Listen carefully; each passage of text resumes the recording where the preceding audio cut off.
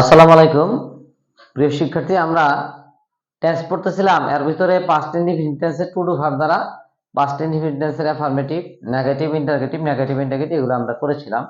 তো এখানে আমরা ওয়াজ ওয়ার দিয়ে পাস্ট ইনডিফিনিট টেন্স করব। তো টেন্সের ভিতরে পার্সনটা চেনা জরুরি, এই জন্য ভাবলাম যে পার্সনটার সাথে আমরা পরিচয় হয়নি, পার্সন নিয়ে আমরা আলোচনা করব, তারপর আবার আমরা টেন্স করবো। এখন পার্সনগুলো দরকার, পার্সনগুলো লাগবে। হ্যাঁ, পার্সনের পরিচয়। তাহলে বাক্যে ব্যবহৃত নাউন বা প্রোনাউনকে আমরা পার্সন বলি, বা বাক্যে ব্যবহৃত ব্যক্তি, বস্তু বা প্রাণী, ঠিক আছে, এগুলোকে আমরা কি বলতে পারি? ব্যক্তি, বস্তু বা প্রাণী, ঠিক আছে, এগুলোকে আমরা পার্সন বলতে পারি। কিংবা বাক্যে ব্যবহৃত নাউন বা প্রোনাউনকেই পার্সন বলে। এক কথা, বাক্যের ভিতরে যে সকল নাউন বসে বা প্রোনাউন বসে, ঠিক আছে, এগুলোকে আমরা কি বলবো? পার্সন বলবো।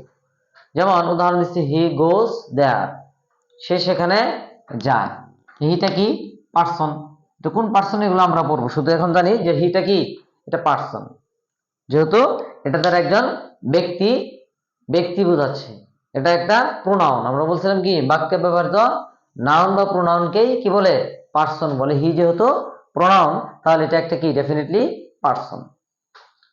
ঠিক আছে, আমরা বলতে পারি যে কি, পার্সন সমান সমান নাউন এন্ড প্রোনাউন। এক্ষেত্রে আবার শরীফ কিল্ড এ ম্যান, শরীফ একজন লোককে হত্যা করেছিল। শরীফ কিল্ড এ ম্যান, শরীফ একজন লোককে হত্যা করেছিল। এখন শরীফ কি নাউন না? শরীফ নাউন, প্রপার নাউন, তাহলে ডেফিনেটলি শরীফ কি, পার্সন। এটা হচ্ছে ভার, ভার তো আর পার্সন না।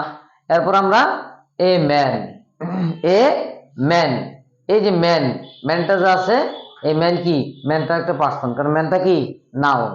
তাহলে আমরা এটা বুঝলাম যে বাক্যের ভিতরে নাউন এবং প্রোনাউনকে কি বলে? পার্সন বলে।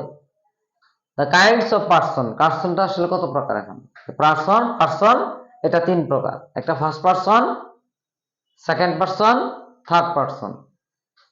উত্তম পুরুষ বলা চলে, মধ্যম পুরুষ এবং নাম পুরুষ, বাংলায় যদি বলি। তাহলে পার্সন কত প্রকার? পার্সন তিন প্রকার, ফার্স্ট পার্সন, সেকেন্ড পার্সন এবং কি, থার্ড পার্সন। এবং এই যে প্রত্যেকটি যে পার্সন রয়েছে, ফার্স্ট পার্সন আছে, সেকেন্ড পার্সন আছে, থার্ড পার্সন আছে, এগুলো আরো কি হয়, অ্যাকর্ডিং টু নাম্বার, এগুলোও প্রকারভেদ আছে।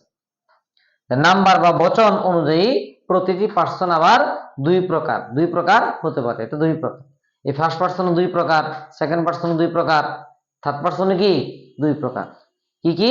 এটা হচ্ছে সিঙ্গুলার আর প্লুরাল। অর্থাৎ সিঙ্গুলার নাম্বার যদি বলি বাংলা হবে এক বচন, প্লুরাল নাম্বার যদি বলি, নাম্বার মানে বচন, হ্যাঁ, প্লুরাল মানে এখানে বহু, আর নাম্বার মানে বচন। তাহলে প্লুরাল নাম্বার যদি বলি, তাহলে এক বচন ও বহু বচন। তাহলে আমরা কি শিখলাম? নাউন এবং প্রোনাউনকে বাক্যে ব্যবহৃত নাউন এবং প্রোনাউন যে ব্যবহার হয়, এটাকে আমরা পার্সন বলবো। পার্সনটা কি, তিন প্রকার, ফার্স্ট পার্সন, সেকেন্ড পার্সন এবং কি, থার্ড পার্সন। এবং এই পার্সন গুলাকে আমরা দুই ভাগে বিভক্ত করতে পারি, দুই ভাগে ভাগ করতে পারি। একটা হচ্ছে সিঙ্গুলার নাম্বার আর কি, প্লুরাল নাম্বার। এরপরে এগুলো আমরা সিঙ্গুলার, প্লুরাল এবং এগুলার ফর্ম সহ আমরা ইনশাআল্লাহ শিখবো। আসসালামু আলাইকুম।